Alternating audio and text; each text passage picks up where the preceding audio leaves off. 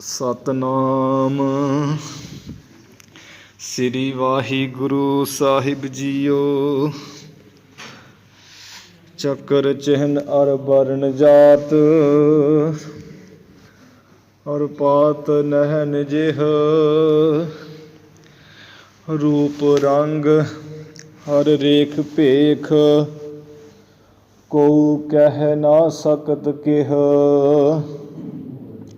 ਅਚਲ ਮੂਰਤ ਅਨਭਉ ਪ੍ਰਕਾਸ਼ ਅਮਿਤੋਜ ਕਹਿਜੈ।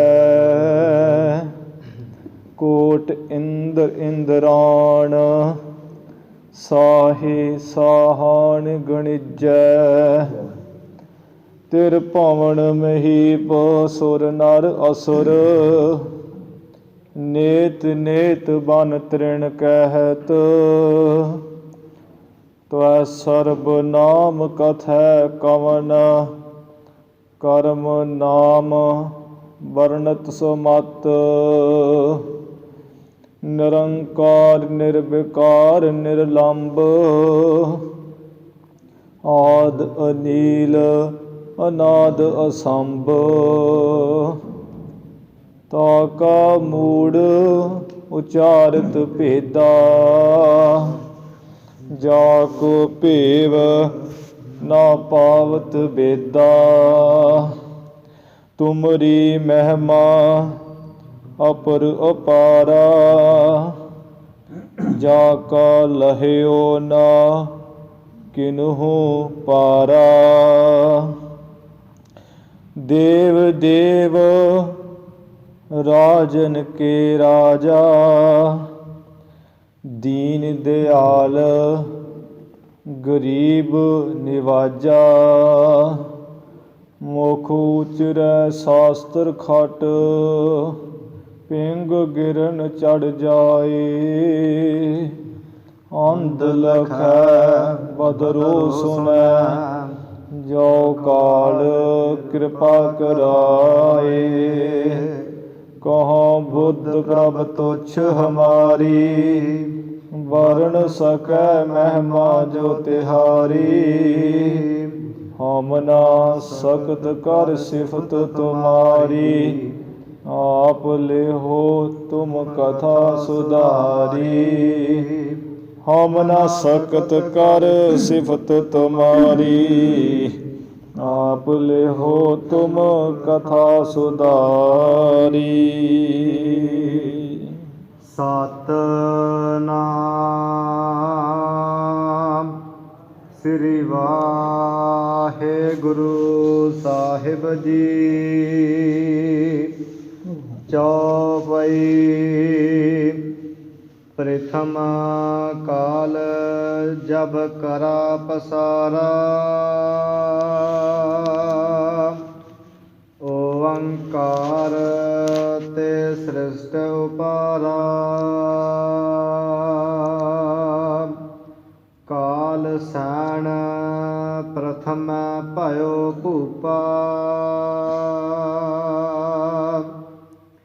ਅਦਿਕ ਅਤੁਲ ਬਲ ਰੂਪ ਅਨੂਪਾ। ਪ੍ਰਥਮ ਕਾਲ ਜਬ ਕਰਾ ਪਸਾਰਾ। ਵਾਹਿਗੁਰੂ ਜੀ ਕਾ ਖਾਲਸਾ ਵਾਹਿਗੁਰੂ ਜੀ ਕੀ ਫਤਿਹ। ਧੰਨ ਧੰਨ ਸ੍ਰੀ ਗੁਰੂ ਨਾਨਕ ਦੇਵ ਸੱਚੇ ਪਾਤਸ਼ਾਹ ਜੀ ਮਹਾਰਾਜ।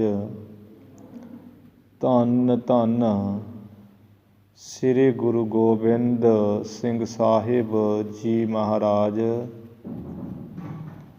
ਧੰਨ ਧੰਨ ਸਤਿਗੁਰੂ ਸ੍ਰੀ ਗੁਰੂ ਗ੍ਰੰਥ ਸਾਹਿਬ ਸੱਚੇ ਪਾਤਸ਼ਾਹ ਜੀ ਮਹਾਰਾਜ। ਸਤਿਗੁਰੂ ਜੀ ਦੀ ਸਾਜੀ ਨਵਾਜੀ ਗੁਰੂ ਰੂਪ ਗੁਰੂ ਪਿਆਰੀ ਸਾਧ ਸੰਗਤ ਜੀਓ। ਆਪ ਗੁਰੂ ਕੀਆਂ ਸੰਗਤਾਂ ਵਡਭਾਗੀ ਹੋ ਜੋ ਨਿਤਨੇਮ ਨਾਲ ਹੀ ਗੁਰੂ ਚਰਨਾਂ ਵਿੱਚ ਜੁੜ ਕੇ ਮਹਾਰਾਜ ਜੀ ਦੀ ਬਾਣੀ ਪੜ੍ਹ ਸੁਣ ਕੇ ਨਤਮਸਤਕ ਹੋ ਕਰਕੇ ਗੁਰੂ ਚਰਨਾਂ 'ਤੇ ਆਪਣਾ ਸੀਸ ਨਿਵਾ ਕਰਕੇ ਗੁਰਬਾਣੀ ਸਿਮਰਨ ਨਾਲ ਜੁੜ ਕੇ ਸੱਚੇ ਪਾਤਸ਼ਾਹ ਜੀ ਦੀਆਂ ਖੁਸ਼ੀਆਂ ਪ੍ਰਾਪਤ ਕਰਦੇ ਹੋ। ਗੁਰੂ ਮਹਾਰਾਜ ਜੀ ਦੇ ਸੁੰਦਰ ਦਰਬਾਰ ਦੀਵਾਨ ਸਜ ਰਹੇ ਹੈ। ਤੁਰ ਕੀ ਬਾਣੀ ਦੇ ਜਾਪ ਸਰਵਣ ਕੀਤੇ ਹਨ। ਸਿਮਰਨ ਵਿੱਚ ਜੁੜੇ ਹੋ। ਉਸ ਤੋਂ ਉਪਰੰਤ ਜੋ ਕਲਗੀਧਰ ਪਿਤਾ ਸ੍ਰੀ ਗੁਰੂ ਗੋਬਿੰਦ ਸਿੰਘ ਮਹਾਰਾਜ ਜੀ ਦੀ ਬਾਣੀ ਦੀ ਰਚਨਾ ਦੀ ਕਥਾ ਆਪਾਂ ਰਲ ਮਿਲ ਕੇ ਹੀ ਸਰਵਣ ਕਰ ਰਹੇ ਹਾਂ, ਪੜ੍ਹ ਸੁਣ ਰਹੇ ਹਾਂ। ਹੁਣ ਉਸ ਕਥਾ ਦਾ ਸਾਧ ਸੰਗਤ ਜੀ ਸਮਾਂ ਹੋਇਆ ਹੈ। ਜਿਵੇਂ ਗੁਰੂ ਮਹਾਰਾਜ ਜੀ ਨੇ ਬਚਿੱਤਰ ਨਾਟਕ ਗ੍ਰੰਥ ਦੇ ਦੂਸਰੇ ਅਧਿਆਏ ਦੇ ਵਿੱਚ ਵਾਹਿਗੁਰੂ ਦੀ ਮਹਿਮਾ ਦਾ ਮੰਗਲ ਕੀਤਾ, ਜਿਸ ਨੂੰ ਵਸਤੂ ਨਿਰਦੇਸ਼ ਮੰਗਲ ਕਿਹਾ ਜਾਂਦਾ ਹੈ। ਜਿਵੇਂ ਥਾਂ ਥਾਂ 'ਤੇ ਸ੍ਰੀ ਗੁਰੂ ਗ੍ਰੰਥ ਸਾਹਿਬ ਜੀ ਦੇ ਵਿੱਚ ਇੱਕ ਓਂਕਾਰ ਸਤਿਗੁਰ ਪ੍ਰਸਾਦ ਲਿਖਿਆ ਹੈ। ਉਹ ਵਸਤੂ ਨਿਰਦੇਸ਼ ਮੰਗਲ ਹੁੰਦਾ ਹੈ। ਵਸਤੂ ਕਹੀਦਾ ਹੈ ਬ੍ਰਹਮ ਪਰਮਾਤਮਾ ਨੂੰ। ਜਿਸ ਮੰਗਲ ਵਿੱਚ ਉਸ ਪਰਮਾਤਮਾ ਦਾ ਹੀ ਕਥਨ ਹੋਵੇ ਉਹਨੂੰ ਕਹੀਦਾ ਵਸਤੂ ਨਿਰਦੇਸ਼ ਮੰਗਲ। ਜੋ ਪਿੱਛੇ ਪੜ੍ਹਿਆ ਹੈ ਤੁਮਰੀ ਮਹਿਮਾ ਅਪਰ ਅਪਾਰਾ, ਇਹ ਸਾਰੇ ਚੌਪਈ ਅਤੇ ਦੋਹਰੇ ਵਿੱਚ ਗੁਰੂ ਮਹਾਰਾਜ ਜੀ ਨੇ ਉਸ ਬ੍ਰਹਮ ਵਾਹਿਗੁਰੂ ਦੀ ਹੀ ਜਿਹੜੀ ਹੈ ਉਗਤੀ ਕਥਨ ਕੀਤੀ ਹੈ। ਉਸ ਦਾ ਹੀ ਕਥਨ ਕੀਤਾ ਵੀ ਇਹ ਵਾਹਿਗੁਰੂ ਤੇਰੇ ਜਸ ਨੂੰ ਕੋਈ ਕਹਿ ਨਹੀਂ ਸਕਦਾ, ਤੂੰ ਬੇਅੰਤ ਬੇਅੰਤ ਹੈ। ਸ਼ੇਸ਼ ਨਾਗ ਵਰਗੇ ਜਿਨ੍ਹਾਂ ਦੇ ਤੂੰ 1000 ਫੰਡ ਬਣਾਏ ਹੈ, 2-2 ਹਜ਼ਾਰ ਰਸਨਾ ਇਹਨਾਂ ਦੇ 2-2 ਹਜ਼ਾਰ ਜ਼ਮਾਨਾ ਹਨ। ਹੁਣ ਤੱਕ ਉਹ ਤੇਰਾ ਨਾਮ ਜਪ ਰਹੇ ਹੈ ਪਰ ਤੇਰੇ ਅੰਤ ਨਹੀਂ ਲੈ ਸਕੇ। ਇਹ ਪਰਮਾਤਮਾ ਤੇਰੀ ਕਿਰਿਆ ਨੂੰ ਕੋਈ ਨਹੀਂ ਜਾਣ ਸਕਦਾ। ਤੁਮਰੀ ਗਤ ਮਿਤ ਤੁਮ ਹੀ ਜਾਨੀ। ਆਪਣੀ ਜਿਹੜੀ ਗਤ ਅਵਸਥਾ ਮਿਤ ਮਰਿਆਦਾ ਕੀ ਕਿਰਿਆ ਕਰਨਾ ਚਾਹੁੰਦਾ ਹੈ ਆਪੇ ਜਾਣੇ ਆਪ ਹੀ ਮਹਾਰਾਜ ਤੂੰ ਜਾਣਦੇ ਹੋ। ਇਵੇਂ ਸੱਚੇ ਪਾਤਸ਼ਾਹ ਜੀ ਨੇ ਵਾਹਿਗੁਰੂ ਦੀ ਮਹਿਮਾ ਕਰਦਿਆਂ ਵਸਤੂ ਨਿਰਦੇਸ਼ ਮੰਗਲ ਰੂਪ ਹੀ ਚੌਪਈ ਦੋਹਰਾ ਲਿਖਿਆ। ਅੱਗੇ ਗੁਰੂ ਸਾਹਿਬ ਜੀ ਨੇ ਜਿਵੇਂ ਇਸ਼ਾਰੇ ਮਾਤਰ ਕਿਹਾ ਹੈ ਕਿ ਹੁਣ ਅਸੀਂ ਸਾਡਾ ਸੋਢ ਬੰਸ ਕਿਵੇਂ ਪੈਦਾ ਹੋਇਆ, ਕਿਵੇਂ ਉਤਪਤੀ ਹੋਈ, ਸੋਢ ਬੰਸ ਕਿੱਥੋਂ ਚੱਲੀ, ਉਹਦਾ ਗੁਰੂ ਸਾਹਿਬ ਜੀ ਕਥਨ ਕਰਨ ਲੱਗੇ ਹਨ। ਜਿਸ ਵਿੱਚ ਤ੍ਰਿਣਾਂ ਦੀ ਕੁੱਲ, ਬੇਦੀਆਂ ਦੀ ਕੁੱਲ, ਭੱਲਿਆਂ ਦੀ ਕੁੱਲ ਬਾਰੇ ਮਹਾਰਾਜ ਸਾਰਾ ਦੱਸਣਗੇ। ਪਹਿਲਾਂ ਸੋਢ ਬੰਸ ਕਿੱਥੋਂ ਚੱਲੀ, ਸ੍ਰਿਸ਼ਟੀ ਦੀ ਉਤਪਤੀ ਕਿਵੇਂ ਹੋਈ, ਕਿਵੇਂ ਕਿਵੇਂ ਖਿਆਲ ਪੁਰਾਣਾ ਆਦਿਕ ਗ੍ਰੰਥਾਂ ਵਿੱਚ ਕੀਤੇ ਜਾਂਦੇ ਹਨ। ਗੁਰੂ ਮਹਾਰਾਜ ਜੀ ਇੱਥੇ ਸੂਖਮ ਤੌਰ 'ਤੇ ਥੋੜ੍ਹੇ ਥੋੜ੍ਹੇ ਬਚਨਾਂ ਵਿੱਚ ਹੀ ਬੜਾ ਵੱਡਾ ਵਿਸਥਾਰ ਕਹਿ ਰਹੇ ਹਨ। ਜਿਵੇਂ ਗੁਰੂ ਮਹਾਰਾਜ ਜੀ ਦੇ ਬਚਨਾਂ ਦੀ ਵਿਚਾਰ ਆ ਰਹੀ ਹੈ, ਆਓ ਆਪਾਂ ਉਸ ਕਥਾ ਨੂੰ ਸਰਵਣ ਕਰੀਏ। ਕਥਾ ਸਰਵਣ ਕਰਨ ਤੋਂ ਪਹਿਲਾਂ ਗੁਰੂ ਚਰਨਾਂ ਵਿੱਚ ਨਵਾਓ ਸੀਸ। ਉਚਾਰਨ ਕਰੋ ਜੀ ਸਤਿਨਾਮ ਸ੍ਰੀ ਵਾਹਿਗੁਰੂ ਸਾਹਿਬ ਜੀ। ਸਤਿਨਾਮ ਸ੍ਰੀ ਵਾਹਿਗੁਰੂ ਸਾਹਿਬ ਜੀ। ਸਤਿਨਾਮ ਸ੍ਰੀ ਵਾਹਿਗੁਰੂ ਸਾਹਿਬ ਜੀ। ਚੌਪਈ ਪ੍ਰਥਮ ਕਾਲ ਜਬ ਕਰਾ ਪਸਾਰਾ। ਮਹਾਰਾਜ ਸ੍ਰਿਸ਼ਟੀ ਦੀ ਰਚਨਾ ਬਾਰੇ ਦੱਸ ਰਹੇ ਹੈ ਵੀ ਕਾਲ, ਗੁਰੂ ਜੀ ਨੇ ਕਾਲ ਹੀ ਵਾਹਿਗੁਰੂ ਦਾ ਨਾਮ ਵਰਤਿਆ ਹੈ। ਜਦੋਂ ਪ੍ਰਭੂ ਨੇ ਸਭ ਤੋਂ ਪਹਿਲਾਂ ਇਹ ਸ੍ਰਿਸ਼ਟੀ ਦਾ ਪਸਾਰਾ ਫੈਲਾਓ ਕੀਤਾ, ਵਧਾ ਕੀਤਾ, ਫੈਲਾਉਣਾ ਕੀਤਾ, ਸ੍ਰਿਸ਼ਟੀ ਨੂੰ ਬਣਾਉਣਾ ਕੀਤਾ। ਓੰਕਾਰ ਤੇ ਸ੍ਰਿਸ਼ਟ ਉਪਾਰਾ। ਉਸ ਨੇ ਉਦੋਂ ਆਪਣੇ ਮੁਖ ਤੋਂ ਓੰਕਾਰ ਦੀ ਧੁਨੀ ਨੂੰ ਉਚਾਰਿਆ। ਓੰਕਾਰ ਉਚਾਰ ਕੇ ਤੇ ਸ੍ਰਿਸ਼ਟੀ ਉਪਾਰਾ ਕਹੀਏ ਪੈਦਾ ਕੀਤੀ। ਜਿਵੇਂ ਗੁਰੂ ਮਹਾਰਾਜ ਨੇ ਅੱਗੇ ਲਿਖਿਆ ਹੀ ਹੈ ਅਤੇ ਜਾਪ ਸਾਹਿਬ 'ਚ ਵੀ ਲਿਖਿਆ ਹੀ ਹੈ, ਪਹਿਲਾਂ ਵੀ ਕਹਿ ਆਏ ਹੈ, ਬਾਅਦ ਵਿੱਚ ਵੀ ਕਹਿਣਗੇ, ਇੱਥੇ ਵੀ ਕਹਿ ਰਹੇ ਹੈ ਕਿ ਓੰਕਾਰ ਆਦਿ ਕਥਨੀ ਅਨਾਦ, ਪ੍ਰਥਮੇ ਓੰਕਾਰ ਤਿਨ ਕਹਾ, ਸੋ ਧਨ ਪੂਰ ਜਗਤ ਮੋਹ ਰਹਾ। ਗੁਰੂ ਨਾਨਕ ਦੇਵ ਮਹਾਰਾਜ ਜੀ ਵੀ ਲਿਖਦੇ ਹੈ, ਓੰਕਾਰ ਬ੍ਰਹਮਾ ਉਤਪਤ, ਓੰਕਾਰ ਕੀਆ ਜਿਨ ਚਿਤ, ਓੰਕਾਰ ਉਤਪਾਤੀ। ਕਿ ਓੰਕਾਰ ਤੋਂ ਸ੍ਰਿਸ਼ਟੀ ਪੈਦਾ ਹੋਈ। ਓੰਕਾਰ ਹੀ ਵਾਹਿਗੁਰੂ ਦਾ ਨਾਮ ਵੀ ਹੈ, ਤਾਂ ਤੇ ਲਿਖਿਆ ਹੈ ਇੱਕ ਓੰਕਾਰ, ਜੋ ਇੱਕੋ ਇੱਕ ਹੀ ਓੰਕਾਰ ਕਹੀਏ ਪਰਮਾਤਮਾ ਹੈ। ਅਤੇ ਉਸ ਨੇ ਜਿਹੜੀ ਧੁਨ ਮੁੱਖੋਂ ਉਚਾਰੀ, ਜਦੋਂ ਕੁਝ ਵੀ ਨਹੀਂ ਸੀ, ਅਰਬਦ ਨਰਬਦ ਧੁੰਦੂ ਘਾਰਾ ਸੀ, ਅਤੇ ਸ੍ਰਿਸ਼ਟੀ ਪੈਦਾ ਕੀਤੀ ਹੈ, ਅਤੇ ਇਹੀ ਧੁਨ ਉਚਾਰੀ ਹੈ ਓੰਕਾਰ, ਜਿਹਦੇ ਨਾਲ ਸਾਰਾ ਕੁਝ ਹੀ ਪੈਦਾ ਕੀਤਾ ਹੈ, ਜਿੰਨਾ ਕੁਝ ਅਸੀਂ ਹੁਣ ਦੇਖ ਰਹੇ ਹਾਂ। ਓੰਕਾਰ ਤੇ ਸ੍ਰਿਸ਼ਟ ਉਪਾਰਾ। ਓੰਕਾਰ ਰੂਪ ਵਾਹਿਗੁਰੂ ਨੇ ਸਾਰੀ ਸ੍ਰਿਸ਼ਟੀ ਦੀ ਰਚਨਾ ਕਰ ਦਿੱਤੀ ਓੰਕਾਰ ਦੀ ਧੁਨੀ ਉਚਾਰ ਕੇ। ਸਨਾਤਨ ਮੱਤ ਵਾਲੇ ਕਹਿੰਦੇ ਵੀ ਉਸ ਨੇ ਓਮ ਕਿਹਾ ਹੈ ਸਭ ਤੋਂ ਪਹਿਲਾਂ, ਕੁਝ ਕਹਿੰਦੇ ਵੀ ਅਥ ਸ਼ਬਦ ਕਿਹਾ, ਫਿਰ ਸ੍ਰਿਸ਼ਟੀ ਦੀ ਰਚਨਾ ਹੋਈ। ਮੁਸਲਮਾਨ ਇਹ ਗੱਲ ਕਹਿੰਦੇ ਵੀ ਨਹੀਂ, ਉਹ ਖੁਦਾ ਨੇ ਕੁਨ ਸ਼ਬਦ ਕਿਹਾ ਹੈ ਵੀ ਹੋ ਜਾ, ਬਣ ਜਾ। ਅੱਲਾਹ ਤਾਲਾ ਨੇ ਕੁਨ ਕਿਹਾ ਅਤੇ ਸ੍ਰਿਸ਼ਟੀ ਪੈਦਾ ਹੋ ਗਈ। ਜਿਹੜੇ ਕੋਈ ਵੈਦਾਂਤੀ ਹੈ,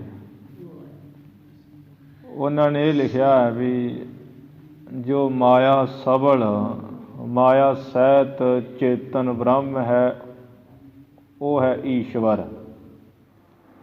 ਉੱਥੋਂ ਸ੍ਰਿਸ਼ਟੀ ਪੈਦਾ ਹੋਈ ਹੈ। ਜਿਹੜਾ ਬ੍ਰਹਮ ਸ਼ੁੱਧ ਸਰੂਪ ਉਹ ਅਸੰਗ ਹੈ, ਉਹ ਅਕਿਰਿਆ ਹੈ।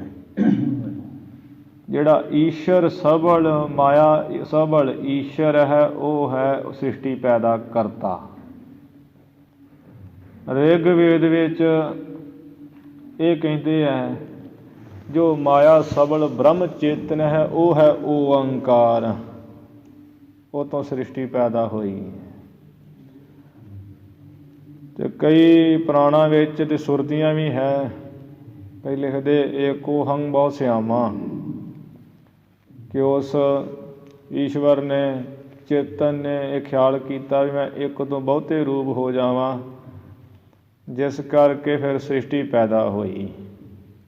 ਕਈ ਵੀ ਲਿਖਿਆ ਥਾਵਾਂ 'ਤੇ ਬਹੁ ਸਿਆਮਾ, ਬਹੁਤੇ ਰੂਪ ਹੋ ਜਾਵਾਂ ਮੈਂ, ਵੱਖਰੋ ਵੱਖਰੇ ਉਹ ਗ੍ਰੰਥਾਂ ਵਿੱਚ ਲਿਖਿਆ ਹੈ। ਨਿਆਏ ਵਾਲੇ ਕਹਿੰਦੇ ਵੀ ਮੈਂ ਤੱਤ ਤ੍ਰਿਦਾ ਅਹੰਕਾਰ, ਇਸ ਤਰ੍ਹਾਂ ਪ੍ਰਕਿਰਤੀ ਤੋਂ, ਮੂਲ ਤੋਂ ਪ੍ਰਕਿਰਤੀ, ਪੁਰਖ ਤੋਂ ਪ੍ਰਕਿਰਤੀ, ਪ੍ਰਕਿਰਤੀ ਤੋਂ ਮੈਂ ਤੱਤ ਤ੍ਰਿਦਾ ਅਹੰਕਾਰ, ਇਵੇਂ ਪੈਦਾ ਹੋਈ ਹੈ ਸ੍ਰਿਸ਼ਟੀ। ਅਣੂਆਂ ਤੋਂ ਮੰਨੀ ਹੈ, ਪਰਮਾਣੂਆਂ ਤੋਂ ਮੰਨੀ ਹੈ, ਕਈ ਖਿਆਲ ਹਨ। ਪਰ ਗੁਰੂ ਮਹਾਰਾਜ ਇਹ ਗੱਲ ਕਹਿੰਦੇ ਹੈ ਓੰਕਾਰ ਆਦਿ ਕਥਨੀ ਅਨਾਦ, ਪ੍ਰਥਮੇ ਓੰਕਾਰ ਤਿਨ ਕਹਾ, ਸੋ ਤਨ ਪੂਰ ਜਗਤ ਮੋਹ ਰਹਾ। ਓੰਕਾਰ ਉਤਪਾਤੀ, ਓੰਕਾਰ ਬ੍ਰਹਮਾ ਉਤਪਤ, ਓੰਕਾਰ ਕੀਆ ਜਿਨ ਚਿਤ, ਓੰਕਾਰ ਸੈਲ ਜੁਗ ਭਏ, ਓੰਕਾਰ ਵੇਦ ਨਿਰਮਏ। ਇਹ ਗੁਰੂ ਮਹਾਰਾਜ ਗੁਰੂ ਨਾਨਕ ਸਾਹਿਬ ਜੀ ਲਿਖਦੇ ਹਨ। ਅਤੇ ਉਹੀ ਸਿਧਾਂਤ ਗੁਰੂ ਗੋਬਿੰਦ ਸਿੰਘ ਮਹਾਰਾਜ ਜੀ ਦਾ ਹੈ। ਤਾਂ ਕਹਿੰਦੇ ਪ੍ਰਥਮ, ਪਹਿਲਾਂ ਜਦੋਂ ਵਾਹਿਗੁਰੂ ਨੇ ਸਾਰੀ ਸ੍ਰਿਸ਼ਟੀ ਜਗਤ ਦਾ ਪਸਾਰਾ ਕੀਤਾ, ਤੇ ਓੰਕਾਰ ਧੁਨੀ ਉਚਾਰਨ ਕੀਤੀ, ਜਿਸ ਕਰਕੇ ਸਾਰੀ ਸ੍ਰਿਸ਼ਟੀ ਪੈਦਾ ਕਰ ਦਿੱਤੀ। ਕਾਲ ਸੈਣ ਪ੍ਰਥਮੈ ਭਇਓ ਭੂਪਾ। ਜਦੋਂ ਸ੍ਰਿਸ਼ਟੀ ਪੈਦਾ ਕੀਤੀ, ਸਭ ਤੋਂ ਪਹਿਲਾਂ ਰਾਜਾ ਜਿਹੜਾ ਉਹ ਕਾਲ ਸੈਨ ਨਾਮ ਦਾ ਹੋਇਆ ਪੈਦਾ। ਜਦੋਂ ਸ੍ਰਿਸ਼ਟੀ ਪੈਦਾ ਕੀਤੀ, ਰਾਜਾ ਵੀ ਤਾਂ ਕੋਈ ਬਹਾਨਾ ਸੀ ਨਾ। ਕਾਲ ਸੈਨ ਪਹਿਲਾ ਰਾਜਾ ਹੋਇਆ। ਅਦਿਕ ਅਤੁਲ ਬਲ ਰੂਪ ਅਨੂਪਾ। ਤੇ ਜਿਹਦੇ ਵਿੱਚ ਤੁਲਨ ਤੋਂ ਰਹਿਤ ਬਲ ਬਹੁਤਾ ਜ਼ਿਆਦਾ ਸੀ, ਬੜਾ ਬਲੀ। ਅਦਿਕ ਰੂਪ ਅਨੂਪਾ, ਤੇ ਜਿਹਦਾ ਰੂਪ ਉਪਮਾ ਤੋਂ ਰਹਿਤ ਬਹੁਤ ਸੁੰਦਰ ਸੀ, ਸੋਹਣੇ ਰੂਪ ਵਾਲਾ, ਬਹੁਤ ਬੜੀ ਅਤੁੱਲ ਬਲ ਵਾਲਾ ਸੀ। ਕਾਲ ਕੇਤ ਦੂਸਰ ਭੂ ਕਾਲ ਕੇਤ ਦੂਸਰ ਭੂ ਭਇਓ। ਉਸ ਤੋਂ ਅੱਗੇ ਫਿਰ ਦੂਜਾ ਰਾਜਾ ਸ੍ਰਿਸ਼ਟੀ ਦੇ ਪੈਦਾ ਹੋਇਆ, ਕਾਲ ਕੇਤ ਨਾਮ ਦਾ। ਕਰੂਰ ਬਰਸ ਤੀਸਰ ਜਗ ਠਾਇਓ। ਤੇ ਤੀਸਰਾ ਕਰੂਰ ਬਰਸ ਨਾਮ ਦਾ ਰਾਜਾ ਜਗਤ ਵਿੱਚ ਪੈਦਾ ਹੋਇਆ ਤੇ ਰਾਜ ਭਾਗ ਤੇ ਬੈਠਾ। ਕਾਲ ਤੁਜ ਚਤੁਰਥ ਨ੍ਰਿਪ ਸੋ ਹੈ। ਚੌਥਾ ਜਿਹੜਾ ਰਾਜਾ ਉਹ ਕਾਲ ਤੁਜ ਨਾਮ ਦਾ ਹੋਇਆ ਸੋਭਨੀਕ। ਜਿਹ ਤੇ ਭਇਓ ਜਗਤ ਸਭ ਕੋ ਹੈ। ਜਿਸ ਉਸ ਮਹਾਕਾਲ ਵਾਹਿਗੁਰੂ ਤੋਂ ਇਹ ਸਾਰਾ ਜਗਤੀ ਕੋਈ ਪੈਦਾ ਹੋਇਆ ਹੈ, ਤੇ ਉਸੇ ਤੋਂ ਇਹ ਰਾਜੇ ਚਾਰ ਪੈਦਾ ਹੋਏ। ਇਵੇਂ ਇਹ ਅਰਥ ਪਹਿਲਾਂ ਜਿਹੜਾ ਤੁਕਾਂ ਮੁਤਾਬਕ ਸੰਪਰਦਾਈ ਅਰਥ ਇਵੇਂ ਕਰਦੇ ਹਦ ਮਹਾਂਪੁਰਸ਼। ਕਾਲ ਪ੍ਰਥਮ ਕਾਲ ਜਬ ਕਰਾ ਪਸਾਰਾ। ਸਭ ਤੋਂ ਪਹਿਲਾਂ ਜਦੋਂ ਵਾਹਿਗੁਰੂ ਨੇ ਸ੍ਰਿਸ਼ਟੀ ਦਾ ਪਸਾਰਾ ਕੀਤਾ। ਓੰਕਾਰ ਤੇ ਸ੍ਰਿਸ਼ਟ ਉਪਾਰਾ। ਜਿਹੜਾ ਓੰਕਾਰ ਹੈ, ਉਸ ਓੰਕਾਰ ਵਾਹਿਗੁਰੂ ਨੇ ਓੰਕਾਰ ਦੀ ਧੁਨੀ ਤੋਂ ਹੀ ਸ੍ਰਿਸ਼ਟੀ ਪੈਦਾ ਕਰ ਦਿੱਤੀ। ਕਾਲ ਸੈਣ ਪ੍ਰਥਮੈ ਭਇਓ ਭੂਪਾ। ਜਦੋਂ ਉਸਨੇ ਓੰਕਾਰ ਦੀ ਧੁਨੀ ਉਚਾਰੀ ਹੈ, ਜਦੋਂ ਕਿਹਾ ਹੈ ਓੰਕਾਰ, ਉਸ ਵੇਲੇ ਕਹੀਏ ਜਿਹੜਾ ਕਾਲ ਸੈਨ ਨਾਮ ਵਿਸ਼ਨੂੰ ਦਾ ਹੈ। ਵਿਸ਼ਨੂੰ ਭਗਵਾਨ ਜੀ ਪਹਿਲੇ ਰਾਜਾ ਹੋਇਆ। ਵਿਸ਼ਨੂੰ ਭਗਵਾਨ ਸਭ ਤੋਂ ਪਹਿਲਾਂ ਵਿਸ਼ਨੂੰ ਜੀ ਹੋਏ। ਫਿਰ ਕਾਲ ਕਹੀਏ ਜਿਹੜਾ ਕਾਲ ਵਾਹਿਗੁਰੂ ਹੈ, ਸਭ ਦਾ ਕਾਲ ਕਰਨ ਵਾਲਾ ਪ੍ਰਭੂ। ਉਸ ਦੇ ਵਿੱਚ ਸੈਣ ਕਹੀਏ ਜੋ ਬਿਰਾਜਣ ਵਾਲਾ ਹਰ ਵਕਤ, ਉਹਦੇ ਵਿੱਚ ਲੀਨ ਹੋਣ ਵਾਲਾ, ਉਹ ਕੌਣ ਹੈ? ਵਿਸ਼ਨੂੰ ਭਗਵਾਨ।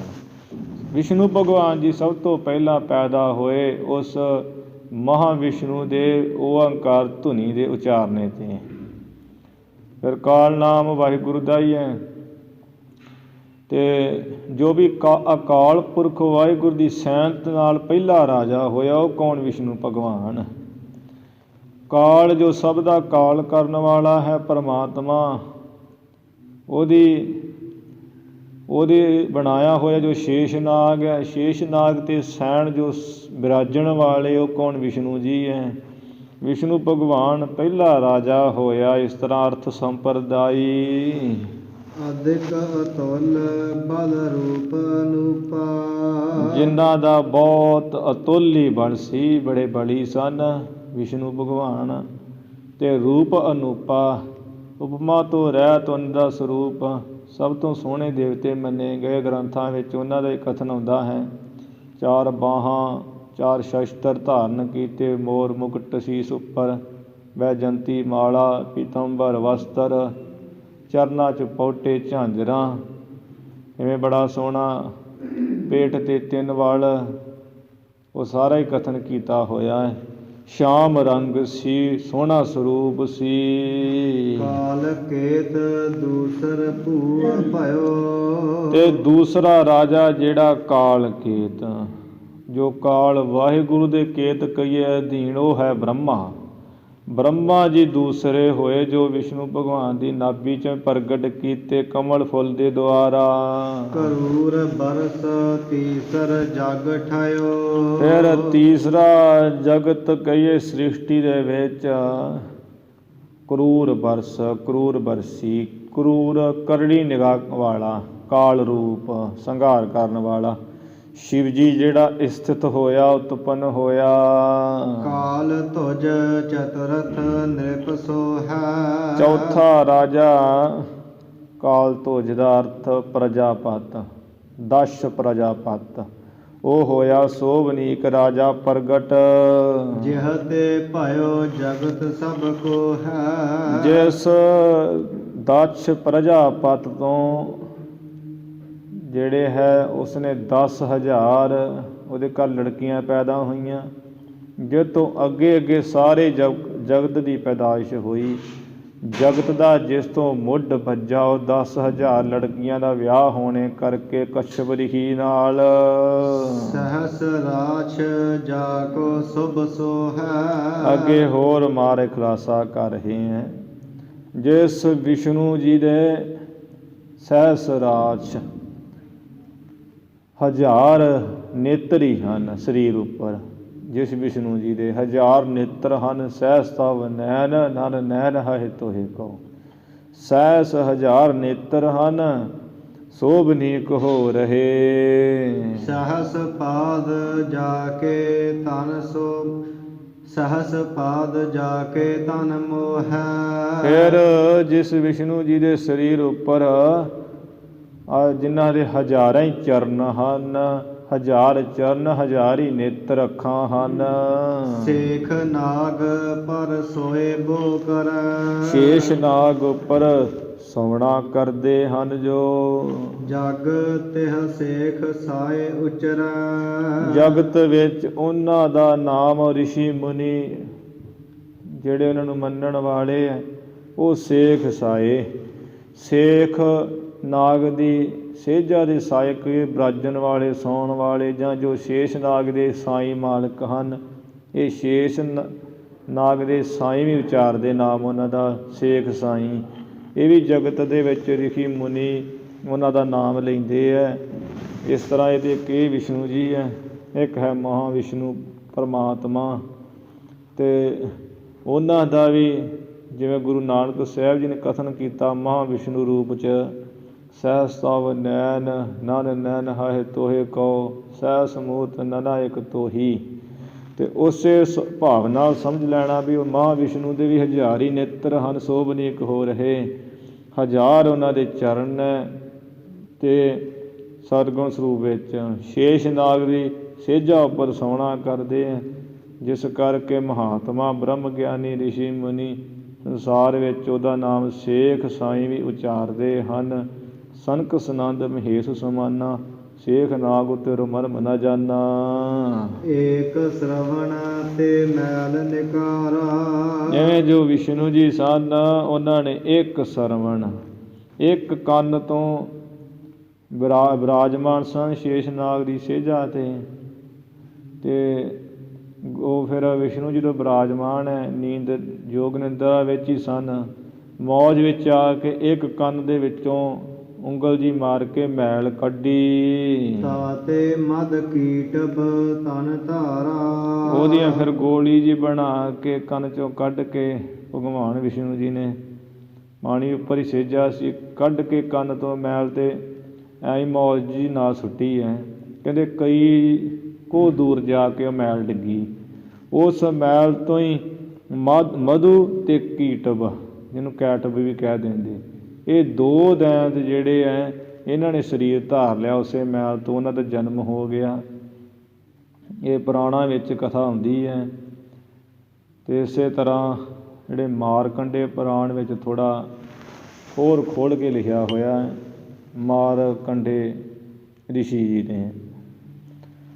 ਉਹਨਾਂ ਉਸ ਵਿੱਚ ਲਿਖਿਆ ਹੈ ਵੀ ਬੜਾ ਖੋਲ੍ਹ ਕੇ ਕਿ ਜੋ ਇੱਕ ਸੀ ਸਰਥ ਰਾਜਾ। ਸਰਥ ਰਾਜੇ ਦੇ ਵੈਰੀਆਂ ਨੇ ਉਹਨੂੰ ਬੜਾ ਤੰਗ ਪਰੇਸ਼ਾਨ ਕੀਤਾ। ਸਾਰਾ ਦਾ ਘਰ-ਬਾਰ ਮਹਿਲ ਤੈਸ਼ ਨੈਸ਼ ਕਰ ਦਿੱਤੇ, ਫੌਜਾਂ ਮਾਰ ਦਿੱਤੀਆਂ, ਘਰ ਵਾਲੀਆਂ ਰਾਣੀਆਂ, ਧੀਆਂ ਪੁੱਤਰ, ਅਤੇ ਜਿੰਨੀ ਉਹਦੀ ਦੌਲਤ ਸੀ ਸਭ ਲੁੱਟ ਲਈ।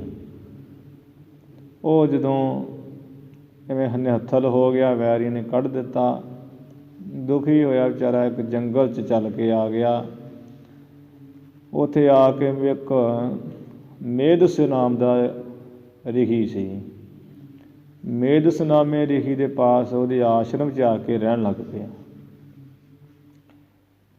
ਅਤੇ ਇਹੋ ਜਿਹਾ ਇੱਕ ਸਮਾਧੀ ਨਾਮ ਦਾ ਪੁਰਸ਼ ਜੋ ਵੈਸਾਂ ਵਿੱਚੋਂ ਸੀ, ਵੈਸ ਜਿਹੜੇ ਆ ਵਰਨ ਹੈ, ਇਹਨਾਂ ਵਿੱਚੋਂ ਸੀ। ਉਹ ਵੀ ਘਰ ਦਾ ਸਤਾਇਆ ਮਾਰਿਆ, ਬੱਚਿਆਂ ਦਾ, ਘਰ ਵਾਲੀਆਂ, ਰਿਸ਼ਤੇਦਾਰਾਂ ਦਾ ਮਾਰਿਆ ਹੋਇਆ, ਉਹ ਵੀ ਉੱਥੇ ਆ ਗਿਆ। ਦੋਵੇਂ ਇੱਕੋ ਜਿਹੇ ਮਿਲ ਗਏ ਅਤੇ ਮੇਦਸ ਰਿਸ਼ੀ ਦੇ ਆਸ਼ਰਮ 'ਚ ਰਹਿਣ ਲੱਗ ਪਏ। ਇੱਕ ਦਿਨ ਦੋਵਾਂ ਨੇ ਆਪੋ ਆਪਣੀ ਦੁੱਖ ਦੀ ਕਹਾਣੀ ਸੁਣਾਈ। ਰਾਜੇ ਨੇ ਵੀ ਆਪਣੀ ਗੱਲ ਦੱਸੀ ਸਾਰੀ।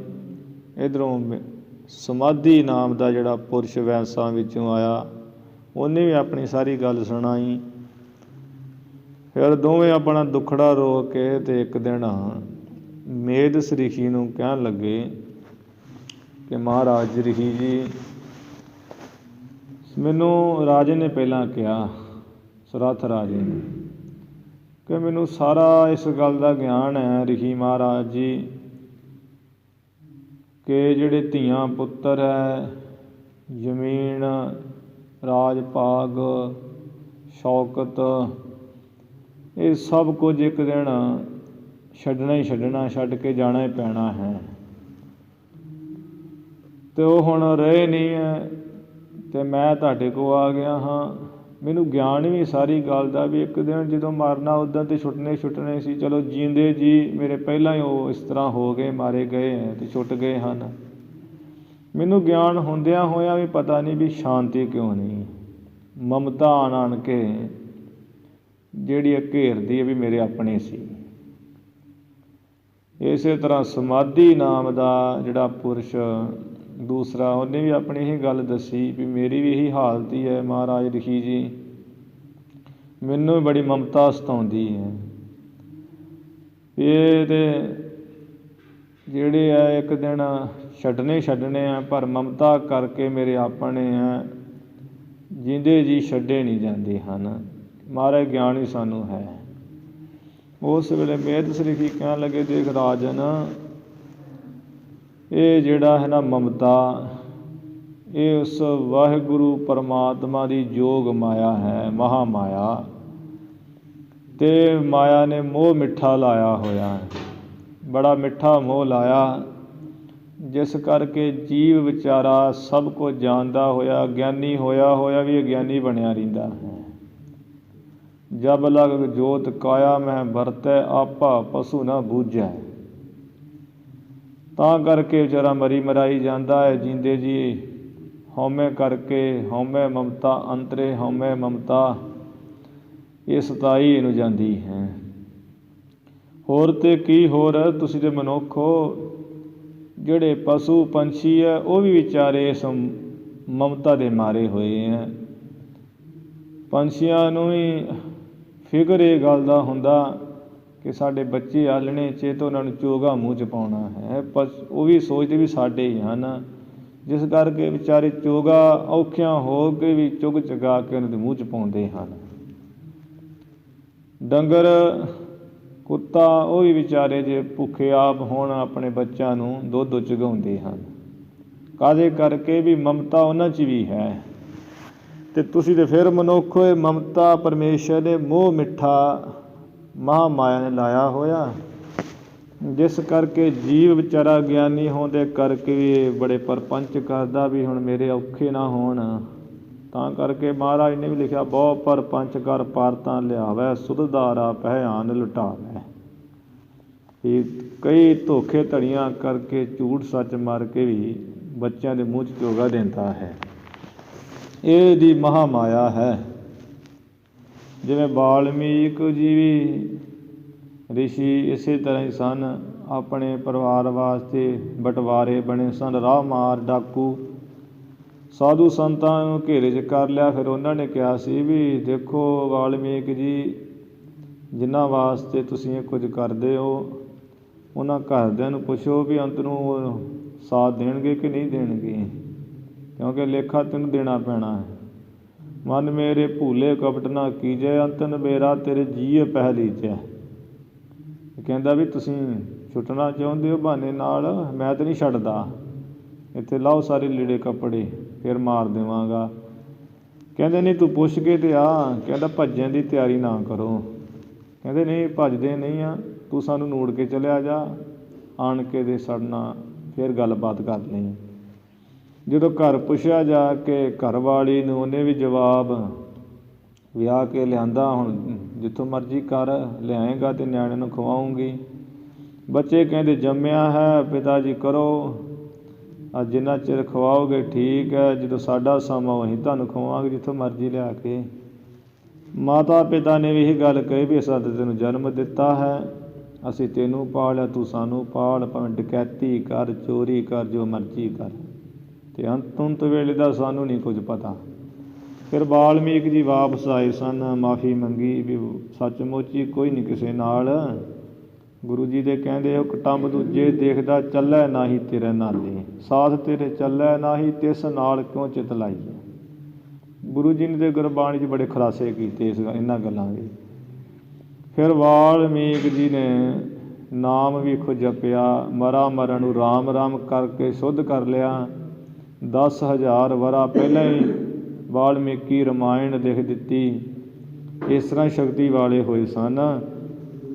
ਅਤੇ ਇਹ ਜਿਹੜਾ ਫਿਰ ਕਹਿਣ ਲੱਗੇ ਸਰਥ ਰਾਜਾ ਸਮਾਧੀ ਨਾਮ ਦਾ ਪੁਰਸ਼, ਕਿ ਮਹਾਰਾਜ ਰਿਖੀ ਜੀ ਦੱਸੋ ਫਿਰ ਉਹ ਮਹਾ ਮਾਇਆ ਜਿਹੜੀ ਜੋਗ ਮਾਇਆ ਪਰਮੇਸ਼ਰ ਦੀ ਕੈਸੀ, ਥੋੜ੍ਹਾ ਬਹੁਤ ਇਹਦਾ ਖੋਲ੍ਹ ਕੇ ਦੱਸੋ ਉਹਦੇ ਸੰਬੰਧ ਵਿੱਚ। ਫਿਰ ਮੇਧਸ ਰਿਖੀ ਨੇ ਕਿਹਾ ਵੀ ਸੁਣੋ ਧਿਆਨ ਦੇ ਕੇ, ਕਿ ਜਦੋਂ ਮਹਾਂਪਰਲੇ ਕਰਕੇ ਭਗਵਾਨ ਸ਼ੇਸ਼ ਨਾਗ ਦੀ ਸੇਕਜਾ 'ਤੇ ਬਿਰਾਜਮਾਨ ਸਨ ਅਤੇ ਯੋਗ ਨਿੰਦਰਾ ਵਿੱਚ ਹੋ ਗਏ।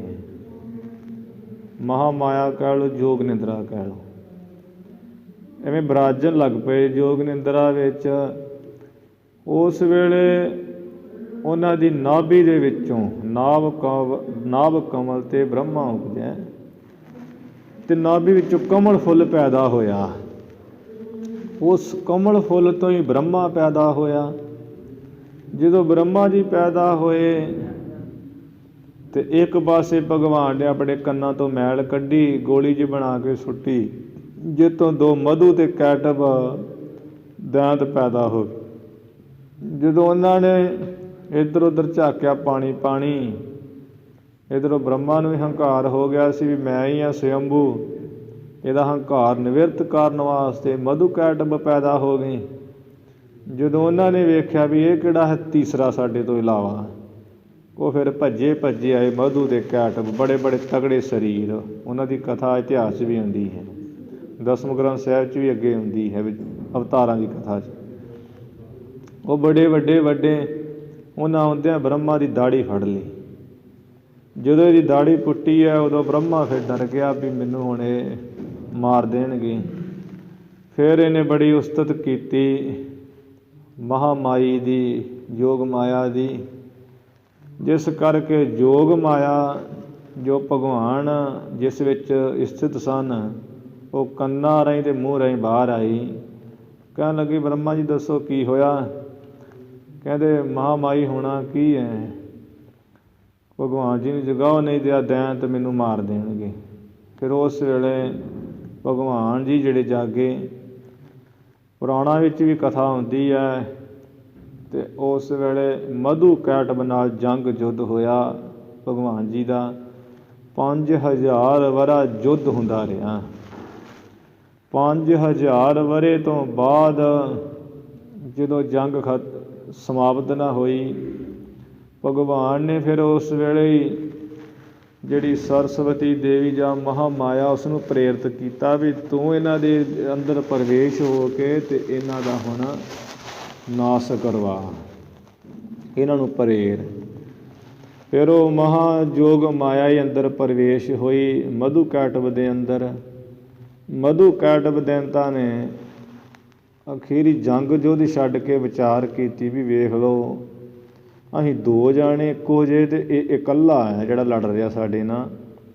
ਕਿੰਨਾ ਬਹਾਦਰ ਹੈ ਵੀ ਹਜੇ ਤੱਕ ਇਹ ਥੱਕਿਆ ਨਹੀਂ ਹੈ। ਕਿੰਨੇ ਘੋਲ ਮਝੋਲ ਕੀਤੇ, ਮੁੱਕੀਆਂ ਆਪੋ ਵਿੱਚ ਮਾਰੀਆਂ, ਪਰ ਇਹ ਹਟਿਆ ਨਹੀਂ ਹੈ। ਬਹਾਦਰ ਬੜਾ ਸੂਰਮਾ ਹੈ। ਇਸ ਕਰਕੇ ਇਹਦੀ ਬਹਾਦਰੀ ਤੋਂ ਬਲਿਹਾਰ ਜਾਣਾ ਚਾਹੀਦਾ।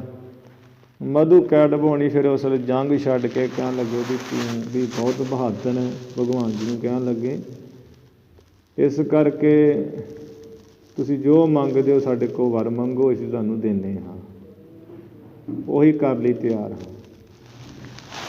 ਉਹ ਪ੍ਰੇਰਿਤ ਕੀਤਾ ਮਹਾਂਮਾਇਆ ਨੇ। ਅਤੇ ਉਸ ਵੇਲੇ ਫਿਰ ਭਗਵਾਨ ਜੀ ਨੇ ਕਿਹਾ ਵੀ ਸਾਨੂੰ ਆਪਣੇ ਦੋਵੇਂ ਸੀਸ ਭੇਟਾ ਕਰ ਦਿਓ, ਸੀਸ ਦੋਵੇਂ ਆਪਣੇ ਕੱਟ ਕੇ ਦੇ ਦਿਓ। ਜਾਂ ਦੂਸਰਾ ਇਹ ਸੀ ਵੀ ਜਿਹੜਾ ਤੁਹਾਡਾ ਜਿਹੜਾ ਵੱਧ ਹੈ ਉਹ ਸਾਡੇ ਰਾਹੀਂ ਹੋਏ, ਸਾਡੇ ਕੋ ਹੋਵੇ, ਤੁਹਾਡਾ ਫਿਰ ਕਲਿਆਣ ਉਧਾਰ ਹੋਵੇਗਾ। ਜਦੋਂ ਸੀਸ ਕੱਟਣ ਦੀ ਗੱਲ ਕਹੀ ਤੇ ਠਿੰਬਰ ਜੇ ਗਏ, ਪਹਿਲਾਂ ਡਰ ਜੇ ਗਏ। ਸੋਚਿਆ ਫਿਰ ਵੀ ਬਚਨ ਕਰ ਲਿਆ, ਹੁਣ ਬਹਾਦਰਾਂ ਦਾ ਕੰਮ ਬਚਨ ਕਰਕੇ ਮੁੱਕਰਨਾ ਨਹੀਂ, ਬਚਨ ਤੋਂ ਫਿਰਨਾ ਨਹੀਂ। ਇਹ ਕਹਿੰਦੇ ਵੀ ਨੀਤੀ ਜੀ ਫਿਰ ਵਰਦੀ ਇਹਨਾਂ। ਕਹਿੰਦੇ ਠੀਕ ਹੈ ਜੀ, ਸਾਡੀ ਸੀਸ ਤੇ ਤੁਸੀਂ ਕੱਟ ਲਓ, ਪਰ ਕੱਟੋ ਉੱਥੇ ਜਿੱਥੇ ਖੁਸ਼ਕ ਥਾਂ ਹੈ। ਹੁਣ ਸਾਰੇ ਪਾਸੇ ਪਾਣੀ ਪਾਣੀ ਸੀ, ਖੁਸ਼ਕ ਥਾਂ ਤਾਂ ਕਿਤੇ ਹੈਗੀ ਨਹੀਂ। ਇਹਨਾਂ ਨੇ ਨੀਤੀ ਵਰਤੀ। ਹੁਣ ਭਗਵਾਨ ਵੀ ਤਾਕਤ ਵਾਲੇ, ਸ਼ਕਤੀਆਂ ਵਾਲੇ ਸਨ। ਉਸ ਵੇਲੇ ਚੌਂਕੜਾ ਮਾਰ ਕੇ ਐਸਾ ਸਰੀਰ ਦਾ ਆਕਾਰ ਹੋਰ ਬਣਾਇਆ। 48 ਯੋਜਨ ਤੱਕ ਜਿਹੜਾ ਚੌਂਕੜਾ ਮਾਰਿਆ। ਆ ਜਿਹੜਾ ਕੁਰੂਕਸ਼ੇਤਰ ਦੇ ਅੰਤਰਗਤ ਦੀ ਥਾਂ ਨਾ, ਥਨੇਸਰ ਤੀਰਥ ਜਿਹਨੂੰ ਕਹਿੰਦੇ ਹੈ। ਇਹ ਥਨੇਸਰ ਤੀਰਥ ਤਾਂ ਹੀ ਬਣਿਆ ਜਿੱਥੇ ਸਾਰੇ ਸਥਾਨ ਮੰਦਰ ਆਦਿਕ ਬਣੇ। ਉਹ ਕਈ ਕੋਹ ਅਤੇ 48 ਯੋਜਨ। ਯੋਜਨ ਵੱਖੋ ਵੱਖਰੇ ਹੁੰਦੇ, 4 ਕੋਹ ਹੋਣ ਅਤੇ 1 ਯੋਜਨ ਬਣਦਾ। 48 ਕੋਹ ਐਡਾ ਵੱਡਾ ਚੌਂਕੜਾ ਮਾਰਿਆ। ਉਹ ਚੌਂਕੜੇ ਮਾਰਨ ਵਾਲੇ ਥਾਂ ਹੀ ਹੁਣ ਥਨੇਸਰ ਤੀਰਥ ਬਣਿਆ ਹੋਇਆ ਹਿੰਦੂ ਸਨਾਤਨਵਾਦ ਦਾ। ਫਿਰ ਉਹਦੇ ਉੱਪਰ ਇਹਨਾਂ ਦੋਵਾਂ ਦੇ ਸੀਸ ਰੱਖੇ ਸਨ। ਸੀਸ ਰੱਖ ਕੇ ਸੁਦਰਸ਼ਨ ਚੱਕਰ ਚਲਾ ਕੇ ਅਤੇ ਸਿਰ ਦੋਵਾਂ ਦੇ ਵੱਡੇ, ਮਧੂ ਅਤੇ ਕੀਟਬ ਦਾ ਸਿਰ। ਉਹਦੇ ਤੋਂ ਜਿਹੜੀ ਫਿਰ ਮਿੱਝ ਨਿਕਲੀ ਹੈ, ਤਾਂ ਕਰਕੇ ਫਿਰ ਜਿਹੜੀ ਮਿੱਝ ਖਿਲਰੀ ਉੱਤੋਂ ਧਰਤੀ ਬਣੀ। ਗੁਰੂ ਸਾਹਿਬ ਜੀ ਉਹ ਗੱਲ ਦਾ ਖੁਲਾਸਾ ਕਰ ਰਹੇ। ਮਾਰਕੰਡੇ ਪੁਰਾਣ 'ਚ ਆਉਂਦਾ ਹੈ, ਵਿਸ਼ਨੂੰ ਪੁਰਾਣ 'ਚ ਵਿਸ਼ਨੂੰ ਭਗਵਾਨ ਦੇ ਪ੍ਰਸੰਗ ਆਉਂਦੇ, ਉੱਥੇ ਆਉਂਦਾ ਹੈ। ਹੋਰਨਾਂ ਪ੍ਰਸੰਗਾਂ 'ਚ ਵੀ ਇਸ ਤਰ੍ਹਾਂ ਕਾਫੀ ਸ਼ਾਸਤਰਾਂ ਗ੍ਰੰਥਾਂ 'ਚ ਆਉਂਦਾ ਹੈ। ਮਹਾਰਾਜ ਉਸੇ ਗੱਲ ਦਾ ਖੁਲਾਸਾ ਕਰ ਰਹੇ ਹਨ ਕਿ ਜੋ 1000 ਨੇਤਰ ਵਾਲੇ, 1000 ਚਰਨ ਵਾਲੇ, ਸ਼ੇਸ਼ਨਾਗ ਦੀ ਸੇਜਾ 'ਤੇ ਬਿਰਾਜਣ ਵਾਲੇ, ਜਿਨ੍ਹਾਂ ਦਾ ਨਾਮ ਰਿਸ਼ੀ ਮੁਨੀ ਸੇਖ ਸਾਈਂ ਵੀ ਉਚਾਰਦੇ ਹੈ, ਉਹਨਾਂ ਨੇ ਆਨੰਦ ਵਿੱਚ ਹੀ ਆਪਣੇ ਮਸਤ ਸ਼ੇਸ਼ਨਾਗ ਦੀ ਸੇਜਾ 'ਤੇ ਬਿਰਾਜਮਾਨ ਸਨ। ਇੱਕ ਕੰਨ ਤੋਂ ਫਿਰ ਉਹਨਾਂ ਨੇ ਆਪਣੇ ਮੈਲ ਕੱਢੀ, ਜਿਸ ਤੋਂ ਮਧੂ ਦੇ ਕੀਟਬ ਦੈਂਤਾ ਨੇ ਸਰੀਰ ਧਾਰ ਲਿਆ, ਜਨਮ ਹੋ ਗਿਆ। ਦੂਤੀਯ ਕਾਨ ਤੇ ਮੈਲ ਨਿਕਾਰੀ। ਦੂਜੇ ਕੰਨ ਤੋਂ ਜਦੋਂ ਮੈਲ ਕੱਢੀ ਆਪਣੇ, ਤਾਤੇ ਭਈ ਸ੍ਰਿਸ਼ਟ ਇਹ ਸਾਰੀ। ਇਸੇ ਕਰਕੇ ਫਿਰ ਇਹ ਸਾਰੀ ਸ੍ਰਿਸ਼ਟੀ ਜਿਹੜੀ ਹੈ ਉਤਪੰਨ ਹੋ ਗਈ, ਸ੍ਰਿਸ਼ਟੀ ਬਣ ਗਈ। ਇਹ ਗੁਰੂ ਮਹਾਰਾਜ ਥੋੜ੍ਹੇ ਥੋੜ੍ਹੇ ਬਚਨਾਂ 'ਚ ਹੀ ਖੁਲਾਸਾ ਕਰ ਰਹੇ ਹਨ। ਪੁਰਾਣਾਂ ਵਿੱਚ ਤੇ ਬੜੀ ਕਥਾ ਲਮੇਰੀ ਹੈ। ਤਿਨ ਕੋ ਕਾਲ ਬਹਰ ਬਦ ਕਰਾ। ਉਹਨਾਂ ਰਾਖਸ਼ਾਂ ਮਧੂ ਦੇ ਕੀਟਬ ਦਾ ਜਿਹੜਾ ਅੰਤ ਹੈ, ਭਗਵਾਨ ਜੀ ਨੇ ਵੱਧ ਕਰ ਦਿੱਤਾ, ਮਾਰ ਦਿੱਤੇ ਸੁਦਰਸ਼ਨ ਚੱਕਰ ਨਾਲ। ਜੋਗ ਮਾਇਆ ਨੂੰ ਪ੍ਰੇਰ ਕੇ, ਮੂੰਹ ਕਢਾ ਕੇ ਕਿ ਕੁਛ ਕੁ ਜਗ੍ਹਾ ਦੇ ਸਿਰ ਦਿਆਂਗੇ। ਚੌਂਕੜਾ ਮਾਰ ਕੇ 48 ਯੋਜਨ ਵਿੱਚ ਸੁਦਰਸ਼ਨ ਚੱਕਰ ਨਾਲ ਦੋਵਾਂ ਦੇ ਸਿਰ ਵੱਢ ਦਿੱਤੇ। ਤਿਨ ਕੋ ਮੇਦ ਸਮੁੰਦ ਮੋਹ ਪਰਾ। ਉਹਨਾਂ ਦੈਂਤਾਂ ਦੀ ਮੇਦ ਕੀ ਜਿਹੜੀ ਚਰਬੀ ਹੈ, ਮਿੱਝ, ਉਹ ਸਮੁੰਦਰ ਉੱਪਰ ਜਦੋਂ ਪੈ ਗਈ, ਪਾਣੀ ਪਾਣੀ ਸੀ, ਜਦੋਂ ਪਾਣੀ 'ਤੇ ਉਹ ਮੇਦਾ ਪੈ ਗਈ। ਚਿਕਨ ਤਾਸ ਚਿਕਨ ਤਾਸ ਜਲ ਪਰ ਤਿਰ ਰਹੀ। ਉਹ ਜਿਹੜੀ ਚਿਕਨ ਤਾਸ ਚਰਬੀ ਮੇਦਾ ਹੈ, ਉਹ ਜਲ ਉੱਪਰ ਹੀ ਇਸ਼ਤ ਹੋ ਰਹੀ ਕਰਦੀ ਰਹੀ। ਮੇਦਾ ਨਾਮ ਤਬਹਿ ਤੇ ਕਹੀ। ਤਾਂ ਥੋੜ੍ਹੀ ਜਿਹੜੀ ਠੰਡਿਆਈ ਜਦੋਂ ਪੈ ਗਈ ਹੈ, ਸਹਿਜੇ ਸਹਿਜੇ ਧਰਤੀ ਬਣ ਗਈ ਉਤੋਂ ਹੀ। ਇਸੇ ਕਰਕੇ ਧਰਤੀ ਦਾ ਨਾਮ ਇੱਕ ਮੇਦਾ ਵੀ ਪੈ ਗਿਆ। ਮੇਦਨੀ ਕਹਿੰਦੇ ਧਰਤੀ ਨੂੰ ਗੁਰਬਾਣੀ 'ਚ ਨਾਮ ਮੇਦਨੀ ਆਉਂਦਾ ਹੈ। ਅਤੇ ਮੇਦਾ ਰਾਖਸ਼ਾਂ ਦੀ ਚਰਬੀ ਤੋਂ ਹੀ ਨਾਂ ਪੈ ਗਿਆ ਮੇਦਾ ਜਾਂ ਮੇਦਨੀ। ਅਤੇ ਇਸ ਮੇਦਾ ਨਾਮ ਤਬਹਿ ਤੇ ਕਹੀ, ਤਾਂ ਤੇ ਧਰਤੀ ਦਾ ਨਾਮ ਮੇਦਾ ਕਿਹਾ ਜਾਂਦਾ। ਉਹ ਦੈਂਤਾਂ ਦੀ ਚਰਬੀ ਬਿਥਰਨੇ ਕਰਕੇ। ਸਾਧ ਕਰਮ ਜੋ ਪੁਰਖ ਕਮਾਵੈ। ਸਤਿਗੁਰੂ ਮਹਾਰਾਜ ਕਹਿੰਦੇ ਹਨ, ਸਾਧ ਕਰਮ, ਸਾਧ ਨਾਮ ਨਿਰਮਲ ਤਾਕੇ ਕਰਮ। ਜਿਹੜੇ ਸਾਧੂ ਸਾਧਨਾ ਕਰਨ ਵਾਲੇ ਹੈ, ਉਹ ਕੀ ਕਰਦੇ? ਚੰਗੇ ਕਰਮ, ਸੁਧਰੇ ਹੋਏ ਕਰਮ ਜਿਹੜੇ ਕਰਨੇ ਚਾਹੀਦੇ ਹੈ। ਜਿਹੜੇ ਸਾਧੂ ਕਰਮ ਭਾਵ ਚੰਗੇ ਕਰਮ ਕਰਦੇ, ਪੁਰਖ ਕਮਾਈ ਕਰਦੇ ਚੰਗੇ ਕਰਮਾਂ ਦੀ। ਨਾਮ ਦੇਵਤਾ ਜਗਤ ਕਹਾਵੈ। ਗੁਰੂ ਮਹਾਰਾਜ ਕਹਿ ਰਹੇ ਇੱਥੇ ਖੁਲਾਸਾ ਕਰ ਰਹੇ ਵੀ ਦੇਵਤਾ ਕਿਹਨੂੰ ਕਿਹਾ ਜਾਂਦਾ ਹੈ ਅਤੇ ਦੈਂਤ ਕਿਹਨੂੰ ਕਿਹਾ ਜਾਂਦਾ ਹੈ। ਜਿਹੜੇ ਚੰਗੇ ਕਰਮਾਂ ਦੀ ਪੁਰਖ ਕਮਾਈ ਕਰਦੇ ਹੈ, ਉਹਨਾਂ ਦਾ ਨਾਮ ਸੰਸਾਰ ਵਿੱਚ ਦੇਵਤਾ ਕਿਹਾ ਜਾਂਦਾ। ਕਹਿੰਦੇ ਭਾਈ ਇਹ ਤਾਂ ਦੇਵਤਾ ਹੀ ਹੈ, ਬੜੇ ਚੰਗੇ ਕੰਮ ਇਹਦੇ। ਕੁਕ੍ਰਿਤ ਕਰਮ ਜੇ ਜਗ ਮੈਂ ਕਰਹੀ। ਜਿਹੜੇ ਪੁਰਸ਼ ਕੁਕਿਰਤ ਮਾੜੇ ਕੰਮ ਕਰਦੇ, ਖੋਟੇ ਕਿਰਤਾਂ ਕਰਦੇ, ਭੈੜੇ ਕੰਮ ਕਰਦੇ ਹਨ। ਨਾਮ ਅਸੁਰ ਤਿਨ ਕੋ ਸਭ ਧਰਹੀ। ਉਸ ਨੂੰ ਉਸ ਦਾ ਨਾਮ ਜਿਹੜਾ ਫਿਰ ਜਗਤ ਦੇ ਵਿੱਚ ਦੈਂਤ ਰੱਖਿਆ ਜਾਂਦਾ ਹੈ, ਉਹਨੂੰ ਦੈਂਤ ਕਹਿ ਦਈਦਾ ਹੈ। ਜਿਹੜੇ ਸ਼ਰਾਬ ਕਬਾਬ ਪੀਣੇ, ਨਸ਼ੇ ਕਰਨੇ, ਮਾਰ ਘਾਟ, ਲੜਾਈਆਂ ਝਗੜੇ, ਕਹਿੰਦੇ ਇਹ ਤਾਂ ਨਿਰਾ ਦੈਂਤ ਹੀ ਹੈ। ਇਹਦੇ ਦੈਂਤ ਹੀ ਇਕੱਠਾ ਹੋਇਆ, ਰਾਖਸ਼ ਜੰਮ ਦਿੱਤਾ ਲੱਗਦਾ, ਕਿਤੇ ਬਹਿੰਦਾ ਨਹੀਂ, ਲੜਾਈ ਝਗੜਾ ਰੌਲਾ ਰੱਪਾ ਹੀ ਰਹਿੰਦਾ ਇਹਦਾ। ਉਹਨੂੰ ਲੋਕ ਦੈਂਤ ਕਹਿ ਦਿੰਦੇ ਆ। ਮਹਾਰਾਜ ਕਹਿੰਦੇ ਜਿਹੜਾ ਚੰਗੇ ਕਰਮ ਕਰਦਾ ਉਹਨੂੰ ਕਹਿੰਦੇ ਵੀ ਇਹ ਤਾਂ ਪ੍ਰਤੱਖ ਦੇਵਤਾ ਹੀ ਧਰਤੀ 'ਤੇ ਤੁਰਿਆ ਫਿਰਦਾ ਹੈ। ਉਹ ਬਿਥਾਰ ਕਹਾ ਲੱਗੈ ਬਖਾਨੀਅਤ। ਸਤਿਗੁਰੂ ਜੀ ਕਹਿੰਦੇ ਵੀ ਇਹਨਾਂ ਜਿਹੜੀਆਂ ਕਥਾਵਾਂ ਦਾ ਅਸੀਂ ਦੱਸ ਰਹੇ ਨਾ, ਸ੍ਰਿਸ਼ਟੀ ਦੀ ਉਤਪਤੀ ਬਾਰੇ, ਪੁਰਾਣਾਂ ਵਿੱਚ, ਧਰਮ ਗ੍ਰੰਥਾਂ ਵਿੱਚ ਬਹੁਤ ਜ਼ਿਆਦਾ ਹੀ ਵਿਸਥਾਰ ਹੈ, ਬਹੁਤ ਲੰਮੇਰੀਆਂ ਕਥਾ ਹੈ। ਕਿੱਥੋਂ ਕੁ ਤੱਕ ਅਸੀਂ ਕਹਿ ਸਕੀਏ, ਕਿੱਥੋਂ ਕੁ ਤੱਕ ਕਹਿਣਾ ਕਰੀਏ। ਗ੍ਰੰਥ ਵਢਣ ਤੇ ਅਤ ਡਰ ਮਾਨੀਅਤ। ਕਿਉਂਕਿ ਅਸੀਂ ਜੇ ਉਹ ਸਾਰੀ ਕਥਾ ਅਸੀਂ ਲਿਖਦੇ ਹਾਂ ਅਤੇ ਚਿੱਤਰ ਨਾਟਕ ਦਾ ਗ੍ਰੰਥ ਬੜਾ ਵੱਧ ਜਾਏਗਾ, ਜਾਂ ਦਸਮ ਗ੍ਰੰਥ ਦੀ ਬਾਣੀ ਦਾ ਗ੍ਰੰਥ ਬੜਾ ਵੱਧ ਜਾਏਗਾ। ਗ੍ਰੰਥ ਵਧਣ ਤੋਂ ਅਸੀਂ ਬਹੁਤ ਡਰ ਮੰਨਦੇ ਹਾਂ, ਇਸੇ ਕਰਕੇ ਨਹੀਂ ਪੂਰੀ ਕਥਾ ਲਿਖਦੇ। ਗੁਰੂ ਗੋਬਿੰਦ ਸਿੰਘ ਮਹਾਰਾਜ ਕਿਸੇ ਤੋਂ ਡਰਦੇ ਨਹੀਂ। ਨੀਚੈ ਉੱਚ ਕਰੈ ਮੇਰਾ ਗੋਬਿੰਦ, ਕਾਹੂ ਤੇ ਨਾ ਡਰੈ। ਉਂਝ ਕਿਸੇ ਕੋਲ ਡਰਦੇ ਨਹੀਂ, ਪਰ ਇੱਕ ਗ੍ਰੰਥ ਵਧਣ ਤੋਂ ਮਹਾਰਾਜ ਕਹਿ ਰਹੇ ਵੀ ਅਸੀਂ ਡਰਦੇ ਹਾਂ। ਤਿਨ ਤੇ ਹੋਤ ਬਹੁਤ ਨਿਰਭਆਏ। ਫਿਰ ਉਸ ਤੋਂ ਜਿਹੜੀਆਂ ਲੜਕੀਆਂ ਪੈਦਾ ਹੋਈਆਂ, ਅੱਗੇ ਖੁਲਾਸਾ ਹੋ ਰਹਾ ਹੈ ਨਾ, ਖੋਲ੍ਹ ਦੇਣਾ ਮਹਾਰਾਜ ਜੀ ਨੇ ਸ਼ਬਦ ਕਿ ਤਿੰਨ ਤੇ ਹੋਤ, ਉਹਨਾਂ ਤੋਂ ਬਹੁਤ ਰਾਜੇ ਉਤਪੰਨ ਪੈਦਾ ਹੋ ਗਏ। ਦਛ ਪ੍ਰਜਾਪਤ ਜਿਨ ਬਜਾਏ। ਜਿਨ੍ਹਾਂ ਲੜਕੀਆਂ ਨੂੰ ਦਸ਼ ਪ੍ਰਜਾਪਤ ਨੇ ਪੈਦਾ ਕੀਤਾ ਸੀ ਅਤੇ ਉਹ ਲੜਕੀਆਂ ਪੈਦਾ ਹੋਈਆਂ, ਉਹਨਾਂ ਲੜਕੀਆਂ ਤੋਂ ਅੱਗੇ ਬਹੁਤੇ ਰਾਜੇ ਪੈਦਾ ਹੋ ਗਏ। 10 ਸਹੰਸਰ ਤੇ ਗ੍ਰਹਿ ਭਈ ਕੰਨਿਆ।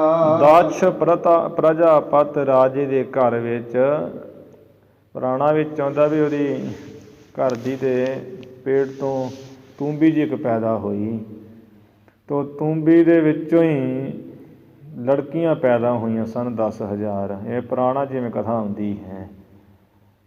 ਚਲੋ ਠੀਕ ਹੈ ਵੀ ਸਾਡੇ ਲੋਕਾਂ ਦੀ ਕਈ ਗੱਲਾਂ ਮੰਨਣ 'ਚ ਨਹੀਂ ਹੁੰਦੀਆਂ, ਪਰ ਸਾਡੇ ਮੰਨਣ ਨਾਲ ਨਾ ਮੰਨਣ ਨਾਲ ਕੋਈ ਫਰਕ ਨਹੀਂ ਪੈਂਦਾ। ਗੁਰੂ ਮਹਾਰਾਜ ਜੀ ਦੇ ਗੁਰਬਾਣੀ 'ਚ ਲਿਖਦੇ ਹੈ, ਗਊ ਕੋ ਚਾਰੇ ਸਾਰ ਧੂਲ, ਕੌਡੀ ਕਾ ਲਖ ਹੁਆ ਮੂਲ, ਹਸਤੀ ਕੋ ਬੱਕਰੀ ਕੋ ਹਸਤੀ ਪ੍ਰਤਪਾਲੈ, ਆਪਣਾ ਪ੍ਰਭ ਨਦਰ ਨਿਹਾਲੇ। ਕਰਨ ਹਾਰ ਕੋ ਕਿਛ ਅਚਰਜ ਨਾਹੀਂ। ਉਹ ਜੋ ਕਰਨ ਵਾਲਾ ਪਰਮਾਤਮਾ ਸਾਧ ਸੰਗਤ ਜੀ, ਉਹਨੂੰ ਕੁਝ ਵੀ ਕਰਨਾ ਵੱਡੀ ਗੱਲ ਨਹੀਂ ਵੀ ਕੀ ਕਰ ਦੇਣਾ ਉਹਨੇ। ਖਿਲ ਮੈਂ ਨੀਚ ਕੀਟ ਕੋ ਰਾਜ। ਇਹ ਨਾ ਕੋਈ ਸੋਚੇ ਵੀ ਆ ਜਿਹੜਾ ਹੁਣ ਬਹਿ ਗਿਆ ਆਸਣ 'ਤੇ ਗੱਦੀ 'ਤੇ ਲੱਥ ਨਹੀਂ ਸਕਦਾ, ਪਤਾ ਨਹੀਂ ਵੀ ਲਾਉਣ ਲੱਗਿਆ ਕਿ ਕਿੰਨਾ ਕੁ ਟਾਈਮ ਲੱਗਣਾ ਉਹਨੂੰ। ਉਹ ਤੇ ਸੁਲਤਾਨਾ ਘਾਹੋ ਕਰਾਏ ਦਾ, ਦਰ ਮੰਗਣ ਭਿੱਖ ਨਾ ਪਾਏ ਦਾ, ਨਦਰੂ ਪੱਠੀ ਜੇ ਕਰੇ। ਉਹਦੀ ਨਿਗਾਹ ਦੀ ਸਾਰੀ ਗੱਲ ਹੈ। ਉਹ ਗਊ ਕੋ ਚਾਰੇ ਸਾਰ ਧੂਲ। ਸ਼ੇਰ ਕਦੀ ਗਾਂ ਨੂੰ ਛੱਡਦਾ ਨਹੀਂ। ਗੁਰਬਾਣੀ 'ਚ ਇਹ ਗੱਲ ਲਿਖੀ ਹੈ ਵੀ ਜੇ ਉਹ ਪਰਮਾਤਮਾ ਦੀ ਮਰਜ਼ੀ ਹੋਵੇ, ਜਦੋਂ ਚਾਹੁੰਦਾ ਤੇ ਉਵੇਂ ਹੋਇਆ ਵੀ ਤੇ ਹੁੰਦਾ ਵੀ ਤੇ ਹੋਵੇਗਾ ਵੀ। ਸ਼ੇਰ ਨੂੰ ਕਿਹਨੇ ਬਣਾਇਆ, ਗਊ ਨੂੰ ਕਿਹਨੇ ਬਣਾਇਆ?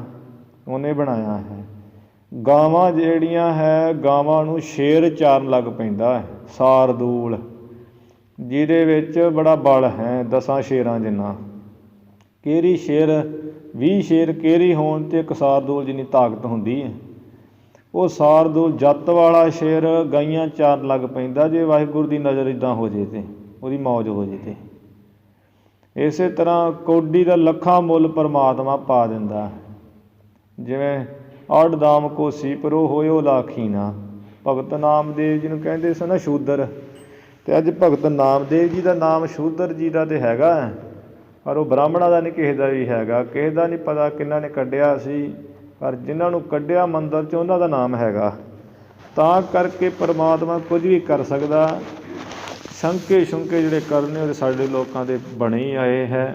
ਅਸੀਂ ਤਾਂ ਹੁਣ ਵੀ ਕਹਿੰਦੇ ਹਾਂ ਕਿਹੜਾ ਰੱਬ ਤਾਂ ਕੋਈ ਹੈਗਾ ਹੀ ਨਹੀਂ ਜੀ। ਹੁਣ ਸਾਡੇ ਨਾਂ ਕਹਿਣ ਨਾਲ ਥੋੜ੍ਹੀ ਵੀ ਰੱਬ ਹੈ ਨਹੀਂ, ਰੱਬ ਤਾਂ ਹੈਗਾ ਹੀ ਹੈ।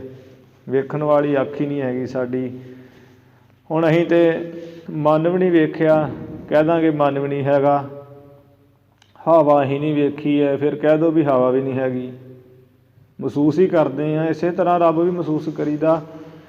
ਅਰਦਾਸ ਬੇਨਤੀ ਕਰਦੇ ਹਾਂ, ਪੂਰੀਆਂ ਕੌਣ ਕਰਦਾ? ਇੱਥੇ ਕਿਹੜਾ ਬੈਠਾ ਪੂਰੀਆਂ ਕਰਨ ਵਾਲਾ? ਪਰਮਾਤਮਾ ਹੀ ਬੈਠਾ ਹੈ। ਉਹ ਜੇ ਹੈਗਾ ਨਹੀਂ ਆ ਤੇ ਆ ਧੁੰਦ ਕਿੱਥੋਂ ਪਈ ਜਾਂਦੀ? ਹੁਣ ਕਦੀ ਧੁੰਦ ਪੈ ਜਾਂਦੀ, ਥਾਂ ਉਹੀ ਆ, ਉਹੀ ਧਰਤੀ ਆ, ਉਹੀ ਦਿਨ ਰਾਤ ਹੈ। ਅਤੇ ਹੁਣ ਧੁੰਦ 'ਤੇ ਧੁੰਦ ਪਈ ਜਾਂਦੀ ਹੈ। ਉਹ ਦਿਨ ਇੱਥੇ ਆ ਜਾਣੇ ਜਦੋਂ ਖਲੋਤਾ ਵੀ ਨਹੀਂ ਜਾਣਾ ਗਰਮੀ ਨਾਲ। ਇਵੇਂ ਪਰਮਾਤਮਾ ਕੁਝ ਵੀ ਕਰ ਸਕਦਾ ਹੈ, ਕਿੱਥੋਂ ਵੀ ਕੁਝ ਵੀ ਪੈਦਾ ਕਰ ਸਕਦਾ। ਇਹਦੇ ਵਿੱਚ ਸ਼ੰਕੇ ਵਾਲੀ ਕੋਈ ਗੱਲ ਹੀ ਨਹੀਂ ਹੈ। ਇਵੇਂ ਦਕਸ਼ ਪ੍ਰਜਾਪਤ ਰਾਜੇ ਦੇ ਘਰ 10,000 ਲੜਕੀਆਂ ਉਹਦੇ ਘਰ ਪੈਦਾ ਹੋਈਆਂ। 10 ਸਹਸਰ ਤੇਰੇ ਗ੍ਰਹਿ ਭਾਈ ਕੰਨਿਆ। ਦਕਸ਼ ਪ੍ਰਜਾਪਤ ਦੇ ਘਰ 10,000 ਲੜਕੀਆਂ ਪੈਦਾ ਹੋਈਆਂ। ਜਿਹ ਸਮਾਨ ਕਹ ਲੱਗਾ ਨਾ ਅੰਨਿਆ। ਜਿਨ੍ਹਾਂ ਲੜਕੀਆਂ ਦੇ ਸਮਾਨ, ਪਾਓ ਇੰਨੀਆਂ ਸੁੰਦਰ ਸਨ, ਉਹਨਾਂ ਦੇ ਵਰਗਾ ਹੋਰ ਕੋਈ ਵੀ ਨਹੀਂ ਸੀ ਸੁੰਦਰ। ਕਾਲ ਕਿਰਿਆ ਐਸੀ ਤਿਹ ਭਾਈ। ਉਸ ਵਾਹਿਗੁਰੂ ਦੀ ਕਿਰਿਆ, ਉਸ ਮਹਾਂਕਾਲ ਦੀ ਕਿਰਿਆ ਇਸ ਤਰ੍ਹਾਂ ਹੋਈ, ਇਸ ਤਰ੍ਹਾਂ ਹੀ ਜਿਹੜਾ ਹੈ ਕੌਤਕ ਵਰਤਿਆ। ਤੇ ਸਭ ਵਿਆਹ ਨਰੇਸਨ ਦਈ। ਉਹ ਸਾਰੀਆਂ ਕੰਨਿਆ ਰਾਜਿਆਂ ਨਾਲ ਹੀ ਦਕਸ਼ ਪ੍ਰਜਾਪਤ ਰਾਜੇ ਨੇ ਵਿਆਹ ਦਿੱਤੀਆਂ। ਸਾਰੀਆਂ ਰਾਜਿਆਂ ਨਾਲ ਹੀ ਵਿਆਹੀਆਂ ਲੜਕੀਆਂ। ਦੋਹਰਾ ਬਨਤਾ ਕਦਰੂ ਦਿੱਤ ਅਦਿੱਤ। ਪਹਿਲੀ ਲੜਕੀ, ਇੱਕ ਲੜਕੀ ਦਾ ਨਾਮ ਬਿਨਤਾ, ਦੂਸਰੀ ਦਾ ਨਾਮ ਕਦਰੂ, ਤੀਸਰੀ ਦਾ ਨਾਮ ਦਿੱਤੀ, ਚੌਥੀ ਦਾ ਨਾਮ ਅਦਿਤੀ। ਇਹ ਰਖਬਾਰੀ ਬਣਾਏ। ਇਹ 4 ਜਿਹੜੀਆਂ ਇਸਤਰੀਆਂ ਲੜਕੀਆਂ ਦਕਸ਼ ਪ੍ਰਜਾਪਤ ਦੀਆਂ, ਉਹ ਕਛਪ ਰਿਸ਼ੀ ਨੇ ਵਿਆਹ ਲਈਆਂ। ਉਂਝ ਪੁਰਾਣਾ ਮੁਤਾਬਕ 13 ਲੜਕੀਆਂ ਵਿਆਹੀਆਂ ਸਨ। ਇਹ ਜਿਨ੍ਹਾਂ 4 ਲੜਕੀਆਂ ਤੋਂ ਮੁੱਢ ਬੱਝਾ ਹੈ ਸੰਸਾਰ ਦਾ, ਗੁਰੂ ਮਹਾਰਾਜ ਜੀ ਨੇ ਉਹਨਾਂ ਦੇ ਨਾਮ ਹੀ ਲਿਖੇ ਮੁੱਖ ਰੂਪ ਵਿੱਚ, ਜਿਨ੍ਹਾਂ ਤੋਂ ਅੱਗੇ ਰਾਜੇ ਮਹਾਰਾਜੇ ਪੈਦਾ ਹੋਏ ਹੈ। ਬਾਕੀ ਉਂਝ ਹੀ ਸਨ ਦੂਜੀਆਂ, ਕਿ ਜਿਨ੍ਹਾਂ ਤੋਂ ਪੈਦਾ ਹੋਈ ਔਲਾਦ, ਅੱਗੇ ਤੋਂ ਅੱਗੇ ਰਾਜੇ ਅੰਸ਼ ਵੰਸ਼ ਜਿਹੜੇ ਵਧੇ ਹੈ। ਗੁਰੂ ਜੀ ਨੇ ਮੁੱਖ ਰੂਪ ਵਿੱਚ ਉਹਨਾਂ 4 ਦੇ ਨਾਮ ਰੱਖੇ। ਉਂਝ 13 ਲੜਕੀਆਂ ਦੀ ਸ਼ਾਦੀਆਂ ਹੋਈਆਂ ਸਨ ਕਛਪ ਰਿਸ਼ੀ ਨਾਲ। ਅਤੇ ਕਛਪ ਕਛਪ ਦੇ ਨਾਲ ਇਹ ਚਾਰਾਂ ਦੀ ਸ਼ਾਦੀ ਹੋਈ। ਨਾਗ ਨਾਗਰਿਪ ਦੇਵ ਸਭ ਜਿਹੜੀ ਬਿਨਤਾ ਹੈ, ਜਿਹੜੀ ਬਿਨਤਾ ਸੀ ਨਾ ਰਾਜੇ ਦੀ ਲੜਕੀ ਦਸ਼ ਪ੍ਰਜਾਪਤੀ ਕਛਪ ਦੀ ਘਰ ਵਾਲੀ, ਉਹ ਤੋਂ ਪੈਦਾ ਹੋਇਆ ਨਾਗਰਿਪ, ਨਾਗਾਂ ਦਾ ਵੈਰੀ, ਪੰਛੀਆਂ ਦਾ ਰਾਜਾ। ਉਹ ਕੀ ਹੈ? ਗਰੁੜ, ਜਿਹਦੀ ਸਵਾਰੀ ਵਿਸ਼ਨੂੰ ਭਗਵਾਨ ਜੀ ਕਰਦੇ ਹਨ। ਬਿਨਤਾ ਸੁੱਤ, ਉਹ ਲਿਖਿਆ ਹੁੰਦਾ ਇਤਿਹਾਸ 'ਚ ਕਈ ਥਾਵਾਂ 'ਤੇ ਬਿਨਤਾ ਸੁੱਤ, ਵੀ ਬਿਨਤਾ ਦਾ ਪੁੱਤਰ। ਉਹ ਕੀ? ਗਰੁੜ। ਗਰੁੜ ਪੈਦਾ ਹੋਇਆ। ਕਦਰੂ ਤੋਂ ਜਿਹੜੇ ਹੈ ਨਾਗ ਆ ਸੱਪ ਜਿੰਨੇ ਵੀ ਹਨ, ਇਹ ਕਦਰੂ ਤੋਂ ਪੈਦਾ ਹੋਏ। ਦਿਤੀ ਤੋਂ ਦੇਵ, ਅਦਿਤੀ ਤੋਂ ਦੇਵਤੇ ਪੈਦਾ ਹੋਏ ਸਨ। ਦੈਤ ਲਏ ਉਪਜਾਏ। ਤੇ ਜਿਹੜੀ ਦਿਤੀ ਹੈ, ਦਿਤੀ ਤੋਂ ਦੈਂਤ ਪੈਦਾ ਹੋ ਗਏ, ਉਤਪੰਨ ਹੋ ਗਏ। ਤੇ ਬਿਨਤਾ ਤੋਂ ਗਰੜ, ਅਦਿਤੀ ਤੋਂ ਸਾਰੇ ਦੇਵਤੇ, ਦਿਤੀ ਤੋਂ ਸਾਰੇ ਦੈਂਤ ਉਤਪੰਨ ਹੋ ਗਏ। ਚੌਪਈ ਤਾਤੇ ਸੂਰਜ ਰੂਪ ਕੋ ਧਰਾ। ਇਸੇ ਵਾਸਤੇ ਅਦਿਤੀ ਤੋਂ ਦੇਵਤੇ ਪੈਦਾ ਹੋਏ ਸਨ, ਜਿਸ ਕਰਕੇ ਸੂਰਜ ਨੇ ਰੂਪ ਸਰੂਪ ਧਾਰਿਆ, ਜਨਮ ਲਿਆ। ਜਾਤੇ ਬੰਸ ਪ੍ਰਚੁਰ ਰਵ ਕਰਾ। ਜਿਸ ਸੂਰਜ ਤੋਂ ਫਿਰ ਸੂਰਜ ਵੰਸ਼ੀ ਜਿਹੜੀ ਬੰਸ ਹੈ, ਉਹਦਾ ਪ੍ਰਚੁਰ ਕਹੀਏ ਵਿਸਥਾਰ ਹੋਇਆ, ਉਹ ਪ੍ਰਚਲਿਤ ਹੋਈ। ਸੂਰਜ ਨੇ ਜਨਮ ਧਾਰਿਆ ਦਿੱਤੀ ਦੇ ਘਰ ਵਿਖੇ, ਉਹਦੇ ਪੇਟ ਤੋਂ ਸੂਰਜ ਤੋਂ ਵੰਸ਼ ਪੈਦਾ ਹੋਈ, ਸੂਰਜਵੰਸ਼ੀ ਵੰਸ਼। ਸੂਰਜਵੰਸ਼ੀ ਵੰਸ਼ ਪ੍ਰਚਲਿਤ ਹੋ ਗਿਆ। ਜੋ ਤਿਨ ਕੇ ਕਹ ਨਾਮ ਸੁਨਾਓ। ਮਹਾਰਾਜ ਜੀ ਕਹਿੰਦੇ ਜੇ ਅਸੀਂ ਉਹਨਾਂ ਸਾਰੇ ਸੂਰਜਵੰਸ਼ੀ ਰਾਜਿਆਂ ਦੇ ਨਾਮ ਕਹਿ ਕੇ ਸੁਣਾਈਏ, ਅਸੀਂ ਆਪਣੇ ਮੁਖ ਤੋਂ ਕਥਨ ਕਰੀਏ, ਇੱਥੇ ਲਿਖਣਾ ਕਰਨ ਲੱਗ ਪਈਏ, ਕਥਾ ਬੜਨ ਤੇ ਅਧਿਕ ਡਰਾਓ। ਉਹਦੇ ਬਹੁਤ ਹੋ ਜਾਣੇ ਐਵੇਂ ਕਥਾ। ਇਹ ਵਿਚਿੱਤਰ ਨਾਟਕ ਦੀ ਕਥਾ ਵਧਣ ਤੋਂ ਅਸੀਂ ਬਹੁਤ ਡਰਦੇ ਹਾਂ। ਗ੍ਰੰਥ ਬਹੁਤ ਵੱਧ ਜਾਏਗਾ, ਗ੍ਰੰਥ ਨਾ ਬਹੁਤਾ ਵੱਧ ਜਾਏ, ਇਸ ਕਰਕੇ ਨਾਮ ਨਹੀਂ ਲਿਖ ਰਹੇ ਹਾਂ। ਉਹ ਪੁਰਾਣਾਂ ਵਿੱਚ, ਧਰਮ ਗ੍ਰੰਥਾਂ ਵਿੱਚ ਪੂਰੇ ਰਾਜਿਆਂ ਦੇ ਨਾਮ ਲਿਖੇ ਹੋਏ, ਉੱਥੋਂ ਹੀ ਪੜ੍ਹ ਲੈਣਾ। ਇੱਥੇ ਤੇ ਸੂਖਮ ਤੌਰ 'ਤੇ ਦੱਸ ਦਿੱਤਾ ਹੈ। ਤਿਨ ਕੇ ਬੰਸ ਵਿਖੇ ਰਘੁ ਭਏ। ਉਸ ਸੂਰਜ ਵੰਸ਼ ਵਿੱਚ ਹੀ ਇੱਕ ਰਘੂ ਨਾਮ ਦਾ ਰਾਜਾ ਹੋਇਆ। ਰਘੁ ਬੰਸ ਜਿਹ ਜਗਹ ਚੱਲਿਓ। ਜਿਸ ਰਘੂ ਰਾਜੇ ਤੋਂ ਜਗਤ ਦੇ ਵਿੱਚ ਰਘੁਵੰਸ਼ ਚੱਲ ਪਿਆ, ਜਿਹੜਾ ਹੈ ਰਘੂਵੰਸ਼ ਚੱਲ ਪਿਆ। ਰਾਜੇ ਰਘੂ ਤੋਂ ਰਘੁਵੰਸ਼ ਚਲਾ ਦਿੱਤਾ। ਤਾਤੇ ਪੁੱਤਰ ਹੋਤ ਭਇਓ ਅਜਬਰ। ਉਸ ਰਘੂਵੰਸ਼ ਦੇ ਵਿੱਚ ਰਘੂ ਦੇ ਪੁੱਤਰ ਸ੍ਰੇਸ਼ਟ ਰਾਜਾ ਅਜ ਨਾਮ ਦਾ ਹੋਇਆ। ਮਹਾਰਥੀ ਅਰ ਮਹਾਧਨੁਰ ਧਰ। ਜੋ ਅਜ ਰਾਜਾ ਹੋਇਆ, ਬੜਾ ਯੋਧਾ, ਧਨੁਰ ਧਰ, ਧਨੁਸ਼ ਧਾਰੀ, ਮਹਾਰਥੀ, 10,000 ਨਾਲ ਇਕੱਲਾ ਹੀ ਲੜਨ ਵਾਲਾ। ਇੱਕ ਹੁੰਦਾ ਰਥੀ, ਇੱਕ ਹੁੰਦਾ ਮਹਾਰਥੀ, ਇੱਕ ਹੁੰਦਾ ਅਤਰਥੀ, ਜਿਹੜਾ 10,000 ਤੋਂ ਵੱਧ ਨਾਲ ਲੜਨ ਵਾਲਾ ਹੋਏ। ਮਹਾਰਥੀ ਹੁੰਦਾ 10,000 ਨਾਲ ਲੜਨ ਵਾਲਾ ਇਕੱਲਾ ਹੀ। ਐਵੇਂ ਅੱਜ ਰਾਜਾ ਹੋਇਆ ਜੋ ਬੜਾ ਹੀ ਧਨੁਸ਼ਧਾਰੀ, ਬੜਾ ਬਲੀ ਅਤੇ ਮਹਾਰਥੀ ਹੋਇਆ ਹੈ, 10,000 ਨਾਲ ਲੜਨ ਵਾਲਾ। ਫਿਰ ਉਸ ਅੱਜ ਰਾਜੇ ਤੋਂ ਅੱਗੇ ਜਬ ਤਿਨ ਭੇਸ ਜੋਗ ਕੋ ਲਿਓ। ਜਦੋਂ ਅੱਜ ਰਾਜੇ ਨੇ ਸਾਰਾ ਰਾਜ ਭਾਗ ਤਿਆਗ ਕੇ ਬੁਢੇਪੇ ਵੇਲੇ ਤੇ ਜੋਗ ਕੋ ਲਿਓ, ਤਿਆਗ ਕੇ ਸਭ ਕੁਝ ਜੋਗ ਧਾਰਨ ਕੀਤਾ ਵੀ ਹੁਣ ਤਪ ਤਪੱਸਿਆ ਕਰਨੀ। ਜੰਗਲਾਂ ਵਿੱਚ ਚਲਾ ਗਿਆ ਸੀ ਅਤੇ ਇੱਕ ਵਾਰੀ ਉਹ ਮੁੜ ਵੀ ਆਇਆ ਸੀ, ਘਰ ਵਾਲੀ ਦਾ ਪਰਖ ਕੀਤੀ ਸੀ, ਫਿਰ ਰੋਂਦਾ ਰੋਂਦਾ ਵਾਪਸ ਚਲਾ ਗਿਆ ਸੀ। ਇਹ ਅੱਜ ਰਾਜਾ ਉਹੀ ਹੈ ਜਿਹਨੇ ਸਾਧੂ ਨੂੰ ਲਿੱਧ ਦਿੱਤੀ ਸੀ। ਜੋ ਦਾਨ ਲੈਣ ਆਇਆ ਸਾਧੂ ਤੇ ਕੋਈ ਲਿੱਧ ਹੀ ਦੇ ਦਿੱਤੀ ਸੀ ਵੀ ਇਹੀ ਦਾਨ ਹੈ। ਫਿਰ ਆਪ ਲਿੱਧ ਖਾਣੀ ਪਈ ਸੀ ਬੜੇ ਔਖਿਆਂ ਹੋ ਕੇ। ਇਹ ਸ਼੍ਰੀ ਰਾਮ ਚੰਦਰ ਭਗਵਾਨ ਦੇ ਦਾਦਾ ਜੀ ਸਨ। ਅਤੇ ਅੱਜ ਰਾਜਾ ਜਦੋਂ ਉਹਨੇ ਜੋਗ ਦਾ ਭੇਸ ਲਿਆ ਸਭ ਰਾਜ ਭਾਗ ਛੱਡ ਕੇ ਚਲਾ ਗਿਆ ਸੀ। ਰਾਜ ਪਾਟ ਦਸ਼ਰਥ ਕੋ ਦਇਓ। ਉਸ ਨੇ ਆਪਣੇ ਪੁੱਤਰ ਦਸ਼ਰਥ ਨੂੰ ਆਪਣਾ ਰਾਜ ਪਾਟ ਰਾਜ ਭਾਗ ਸਾਰਾ ਉਸ ਵੇਲੇ ਦੇ ਦਿੱਤਾ ਸੀ। ਰਾਜ ਭਾਗ ਦਾ ਤਿਲਕ ਦਸ਼ਰਥ ਰਾਜੇ ਨੂੰ ਦੇ ਕੇ ਚਲਾ ਗਿਆ ਸੀ। ਹੋਤ ਭਇਓ ਵਹ ਮਹਾ ਧਨੁਰ ਧਰ। ਉਹ ਦਸ਼ਰਥ ਰਾਜਾ ਵੀ ਬੜਾ ਸੂਰਮਾ ਧਨੁਰ ਧਰ ਧਨੁਸ਼ਧਾਰੀ ਸੀ, ਬਹੁਤ ਹੋਇਆ। ਤੀਨ ਤਰਿਆਨ ਬਰਾ ਜਿਹ ਰੁਚ ਕਰ।